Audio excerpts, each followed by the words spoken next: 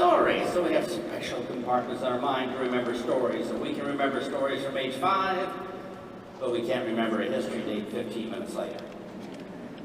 So when you tell them a story, it's going to eat out the inside of their head until they do something about it.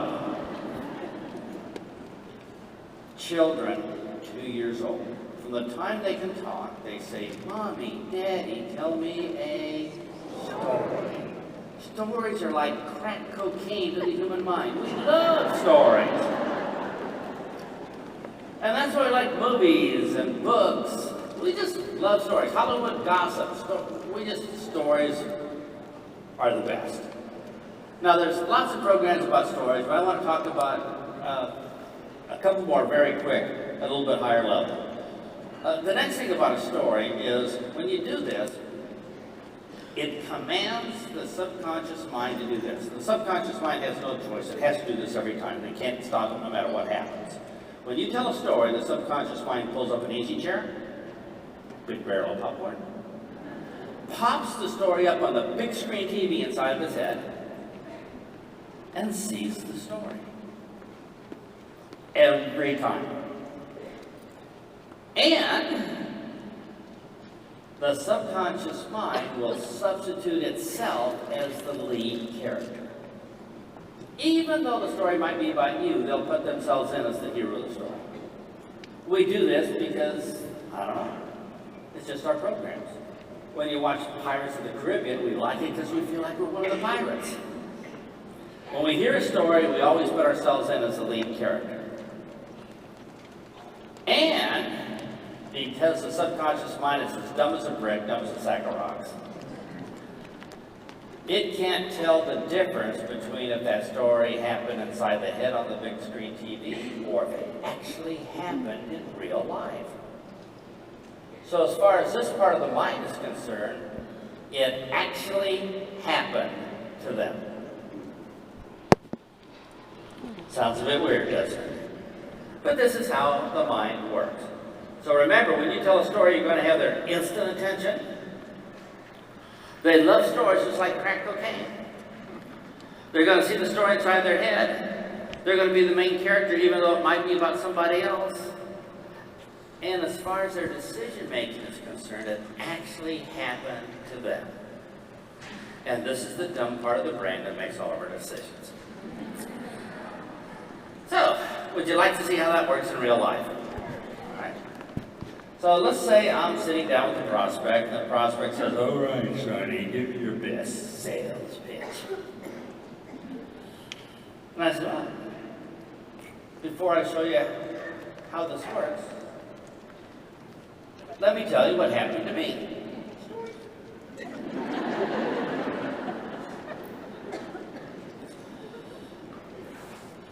A couple weeks ago, I came back from lunch at work. I ate too much, so I felt like maybe taking a little nap. I was just going to put my head on the desk and take a nap, but then I thought, no, I hate my job. Why don't I bang my head on the desk till I'm unconscious? But just then, my drink-sucking vampire boss came by, and he said, "Oh, don't you rest. You got to work hard every day till 5:30 for the rest of your life, and then we'll let you die." And I got thinking, man, I don't want that. I want a life. And that's why I joined this business, so I could have a life. But anyway, let me show you how this business works. What decision has the prospect made in their mind? I want a life. And so before you've even mentioned the name of your business, they've already made a decision. I want to join. How many people here think that's pretty cool? Would you like another example? All right. So, prospect says, "I don't want to come to any stupid meeting, waste my time, I'll miss my SpongeBob reruns, and I just tell me what it is." All right. Well, before I show you how this works, let me tell you what happened to me. I was driving into work on I-10, and you know how the traffic backs up in the morning. Well, apparently there was an accident, so the traffic came to a complete stop. And I looked out the window, both sides, no cars were moving. I said, oh, I'm going to be late for work. This is going to be terrible. The boss is going to chew me out. Oh no, it gets worse. I got to pull over the side of the road to a CVS pharmacy and pick up a case of chapstick because I have a full-time job kissing my boss is behind. So I pull over, I pick up the chapstick, and I come into work 45 minutes late. The boss chews me out for 30 minutes. And when the boss leaves, I say to myself, you know what? Think of how much money I could save on gasoline and chapstick if I could work out of my home. And that's why I joined the business. But anyway, let me show you how this business works. How many people saw yourself sitting in traffic? Anybody see yourself at CVS Pharmacy? What decision has our prospect made? Yeah, I want a life. Yeah, I don't want to be commuting the rest of my life. I'd like to work out of my home. And just like that, they've already made a decision to join. And now when we present, they're looking for reasons to join versus not join. Would you like one more example? All right. So use your imagination here. Imagine I'm a young mom. Big imagination. Career mom, a little 3-year-old and 5-year-old and daycare. And I'm talking to another young mom, same situation. And she says, stop harassing me about this stupid business you're trying to tell me about. Just tell me what it is. So what am I going to say? Before I show you how this works, let me tell you what happened to me. A couple weeks ago, I came home to pick up my little babies from daycare. You know, it's already dark, 6:30. And my little 3-year-old and 5-year-old, they went out to the automobile. Just before they get in the car, they turn around to the babysitter and they wave, "Goodbye, Mommy." And I felt so bad. I said, I need to be raising my children instead of warehousing them in daycare. And that's why I joined this business, so next year I could be home with my babies. But anyway, let me show you how this business works. What decision do you think that other young mom has made? And just like that, they're looking for reasons to join versus not join. Mind is open, all that negativity has gone away. And how many people here now believe people make decisions before we even get started? So what happens is, we get the decision, and then our whole presentation is actually their first training session, isn't it? No more argument or objections. They are excited about everything. Your company starts with a vowel or a consonant. Excellent. I'm so excited. Everything you say is going to be wonderful. Now, you're probably thinking, well, that's not so hard. I can probably do that, and here's your chance. So I'm going to let you practice it one time here, and here's what we're going to do. You're going to turn to your partner. One partner's going to fold their arms, be mean, and you're going to be laughing on the inside saying, that's the best you can do. And what are we going to say?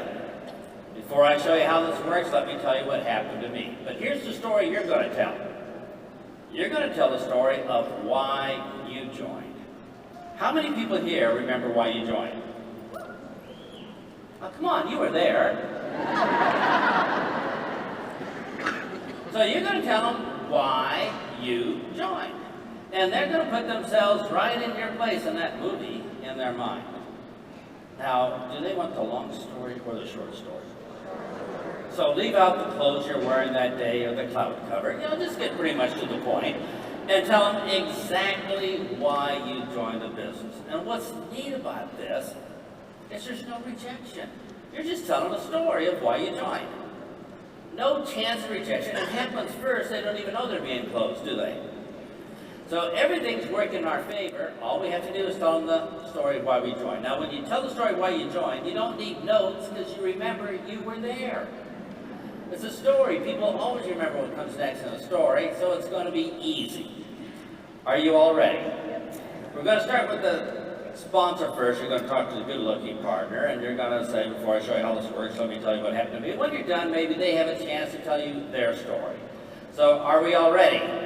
Grab your partner, and one person folds their arm and says, give me your best sales pitch.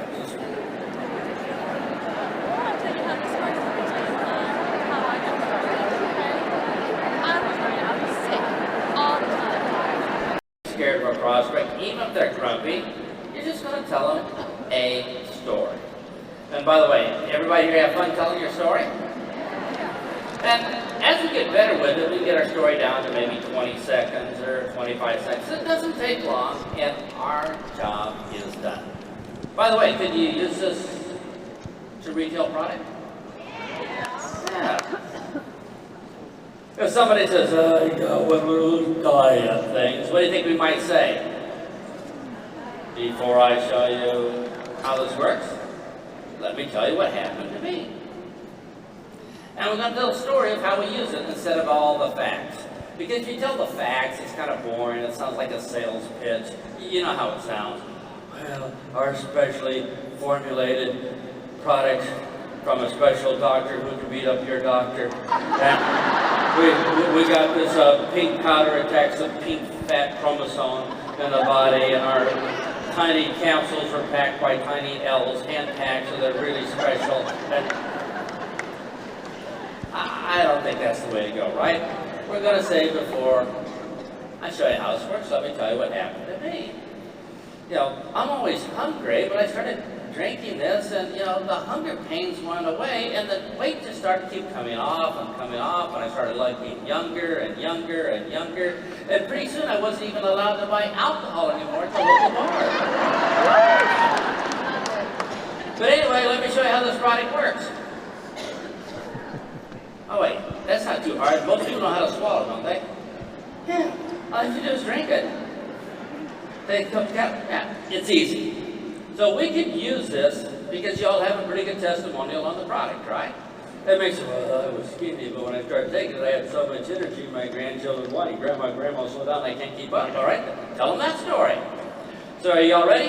Turn to your partner real quick and tell them a 15-second story of exactly what happened when you used the product. Say, before I show you how this works, let me tell you what happened to me. Let's begin.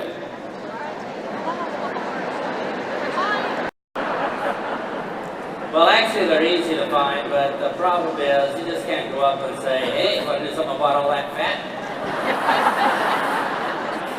Pretty not a good start. So would you like to have another close that just creates prospects on demand? All right, let's try this. Are the people in your area generally positive, open-minded, wanting to try new things, or somewhat negative? Negative, all right. So if the people in your area are negative, excellent. Because negative people have problems. And the purpose of business is to solve problems. If they don't have a problem, you ain't got a business. If they never get hungry, having a restaurant would be stupid. If they never got sleepy, owning a hotel would be bankruptcy. So we want negative people because they have a problem, and they know they have a problem because they're complaining about it. So this technique requires that you find large groups of negative people. How many people here can locate large groups of negative people? All right, in Texas we call them family and friends. What do you call them here?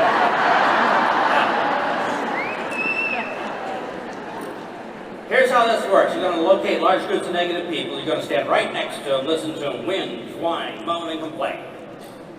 And when they finally take a breath, you're going to say these magic words.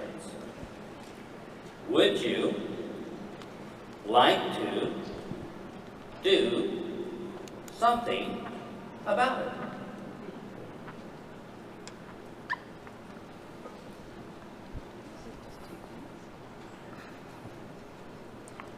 That's it. And if the answer is yes, ka-ching! And if the answer is no, well, don't take rejection, just say these next words. And what else bothers you? And then complain about something else, take your worthless brother-in-law, put him in front of you, and slowly slip away. Now, this is totally rejection-free. You just want to know if they want to do something about their problem. Now, there is a more polite way of saying it. Like to your mom, you might say, have you ever considered doing something about it? Have you ever considered doing something about it? So let's see how that works. Imagine that I was in an elevator yesterday, and so I say, "How you doing?" I say, "A little bit pudgy. I think I'm retaining water."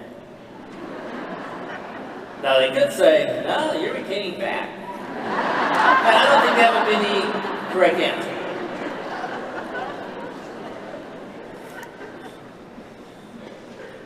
So they say, I say, retaining water, and then they say, well, would you like to do something about it? And if I say, yeah, ka-ching, you're done. What would you say next? Before I show you how this works, let me tell you what happened to me. It's over, just that quick. And if I said no, saying what else bothers you? Well, I'm standing and it's just so hard. You're pressing the off button on the elevator. It's really easy. Would you like to do something about it? Now, if you do this consistently, very quickly, you'll have all the prospects you want. Because negative people, some of them want to do something about it. It's their time. And there's a little side benefit. If you do this a lot, your relatives will get together and say, don't complain to them because they'll just ask you to do something about it.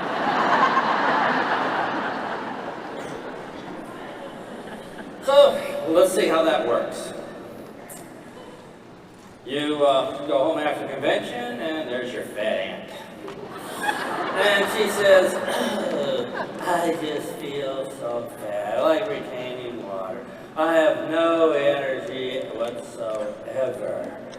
You know, I've been trying to lose weight. I want to eat the outside of the donuts, but that doesn't seem to work, you know. And I bought this exercise video and I put it on fast forward, but nothing seemed to happen. Then, you know, I'm allergic to exercise, just break out in a sweat. The only exercise I do is jumping to conclusions. You know, I just thought it's impossible to lose weight. When she finally takes a breath, what are you going to say? I'd like to do something about it. And if she says yes, ka-ching, what are we going to say? Before I show you how this works, let me tell you what happened to me. And if she says no, I say, well, what else bothers you? She says, well, donuts aren't filling enough. I need pounds of cream cheese on top, you know? But whatever it may be. All you have to do is wait for negative people. And it could work as easy as this. You go home and there's your worthless brother-in-law. And what's he doing? Well, he's drinking the beer in your refrigerator, eating your food, and he says, oh, life is so terrible. You know, I can't get a raise at work, you know, it's so hard. I only work one morning a week as a mechanic's helper, and I've got to hand him wrenches, and the other hand I hold the beer, and sometimes I spill it. And, you know, it's just, it's just so much stress in my life. And when he finally takes a breath, what are you going to say? Well, I'll do something about it. If he says, yeah, before I show you how this works, let me tell you what happened to me. So all we have to do is remember there's tons of negative people out there that just would love to do something about it. We just have to find out which ones they are. It's not the right time for everybody. For instance, some people have to stay negative because if they didn't, they'd have nothing to talk about. And if they're depressed, they wouldn't know who they are. That's their self-image, right? And some people are just really depressive. You say, would you like to do something about it? He says, no, I just want to fall on a sword. Would you hold it for me? Sure. So are we ready? Turn to your negative partner. You all know how people complain. If you're the negative partner, take the dramatic pose and start whining and complaining. As soon as they take a breath, your partner's going to say, would you like to do something about it? Let's begin. How this works, let me tell you what happened to me. By the end of the coffee break, you're building a team. So if they're negative, they're already there. If they're one of these stupid positive people, you got to make them negative first. Now I know what you're thinking. You're thinking, wait a minute. This is all good, but you know, maybe after I do my presentation, don't I have to have some sort of close at the end, kind of wrap it up or do something? All right, let's pick a little sequence of words that we can use at the end of our presentation, or actually we can use these in the middle or in the beginning, but something to wrap it up, because sometimes we do our little presentation and at the end there's that dead silence. They look at us You look at them. You look at us. You look at them. Somebody's going to have to talk. And this is the part where we lose our friendships, our relatives make fun of us, our co-workers walk to the other side of the street, we get humiliated, rejected. We just don't know how to wrap it up. Would you like to know a little way of just wrapping it up really easy? And would it be okay if it was rejection-free? And would it be okay if it commanded them to make an instant and immediate decision, no more need to think it over? Turn it to a giant hug-a-thon? Showed them that you had their best interests at heart? Gave them choices so it didn't look like you're trying to push them in some corner? Wouldn't that be cool? And we can do that with as little as 9 trained words. And for those of you who have read my books, you know, it's just trained words. If you say the trained words, it's automatic. And we can learn trained words, can't we? So, what's going to be easier for you? To learn 9 trained words that does all these things? Or to continue to feel kind of icky every time you have to close at the end? 9 words. 9 words. And so what's going to be easier for your downline? For them to learn 9 trained words so they have instant great results? Or for you to have to replace them every 6 months? 9 words. And so what's going to be easier for your prospects? To be treated with dignity and respect? Or for them to be telling you to walk on the other side of the street? So what's going to be easier for you, to start writing down these 9 words I'm using over and over again, or for me to continue saying, so what is going to be easier for you over and over again? So, what is going to be easier for you? 9 words. And when you say, so what's going to be easier for you, some cool things happen. Number 1, that's rejection-free. Just want to know what's easier for them. Number 2, it shows them that you have their best interests at heart. Number 3, kind of like a giant hackathon. Number 4, you give them choices. Number 5, when they pick what's easier, they've already made their final decision. No more need to think it over. Actually, number 6, which is really cool, is what are people programmed to do? What's harder or what's easier? So when you do this, it's just automatic. So simply ask them, so what is going to be easier for you? So what's going to be easier for you? For me to give you a few examples, or for you to think of all of them on your own? So what's going to be easier for you? And it doesn't matter what you say after that. All you're going to do is explain their current life as it is, and then below that, your solution. And it doesn't even matter what order you put it in. You already messed with their brain. You can tell them your current solution first, and then tell them their life as it is. It really doesn't matter. So, a couple quick examples. So, what's going to be easier for you? To continue starving yourself, eating funny foods, exercise, and watch that weight just keep coming back? Or, to use our program, lose weight one time and keep it off forever?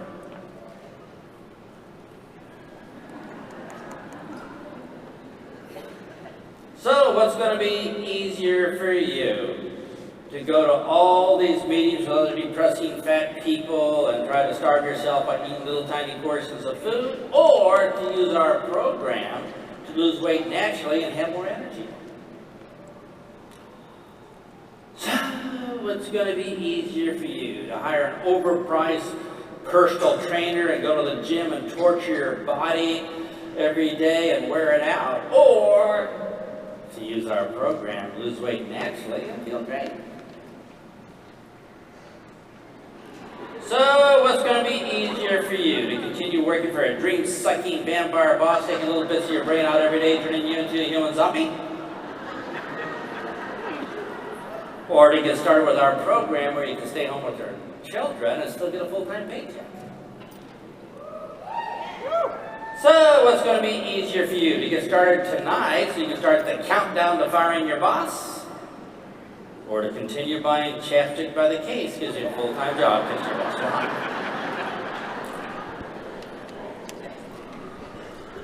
So, what's going to be easier for you? To continue warehousing your babies in daycare, paying other people big money to watch you grow up and hope they have a chance to visit you before you grow old? Or to get started now, so maybe next year you can be home with your babies. So, what's going to be easier for you? To hope that the boss sees your exciting, wonderful talent, gives you a huge raise?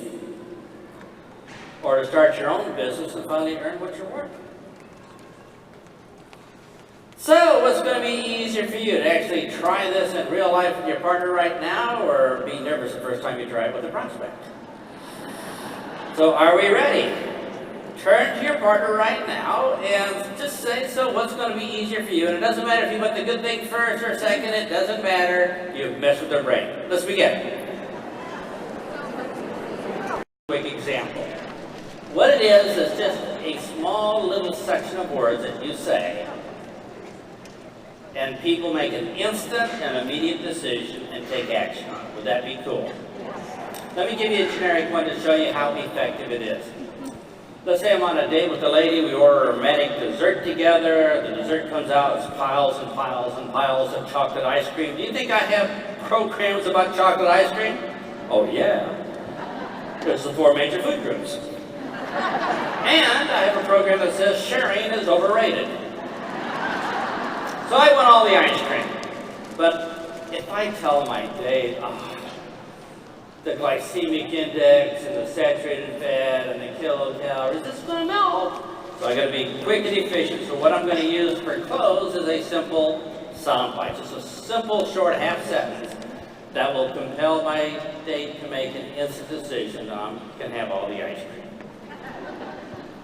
So ice cream comes out. I turn to my date and I simply say this. You know, this ice cream would look a lot better on your hips than mine.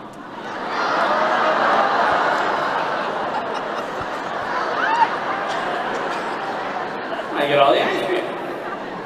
Now I know what you're thinking. You're not going to get another day. Well, who cares? This is ice cream. Focus, focus, focus.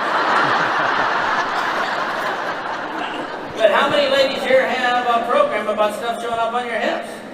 Yeah, it'll make an instant decision. Men, I don't want to be sexist. Men have programs about remote controls and other things too. But the point is, a soundbite attacks a specific program, instant decision. Would you like to have one for your business? All right, just write this down. I just want you to imagine that you're talking to fat people. You will not find us at the gym pumping iron. You will find us on the sofa eating chips while you're watching TV. But if you say this soundbite, it's magic to our ears. Turns your body into a fat-burning machine. And that's all you have to say. You can build your business by simply saying, turns your body into a fat-burning machine. Would you like to see how that works? So you meet a fat guy in the elevator. And I said, yeah, feeling kind of pudgy. And you say, would you like to do something about it? I said, well, I don't know. I said, well, we should try our product. It'll turn your body into a fat-burning machine. Well, that sounds pretty good, no effort on my part, but you know, how much is it? $35,000. Well, that seems a little expensive. Yeah, but it'll turn your body into a fat-burning machine. But I can't swallow capsules. I get capsules this big. Yeah, but it'll turn your body into a fat-burning machine. But I can't swallow pills or liquids. Yeah, but it'll turn your body into a fat-burning machine. Well, I gotta talk it over with my spouse and the squirrels in the backyard. But it'll turn your body into a fat-burning machine. Well, I don't know. I have trouble making decisions. Well, turn your body into a fat-burning... Okay, here's the money. If you just use that one phrase anywhere in your presentation, instantly inside their mind, most people would like to turn their body into a fat-burning machine. Thank you very much.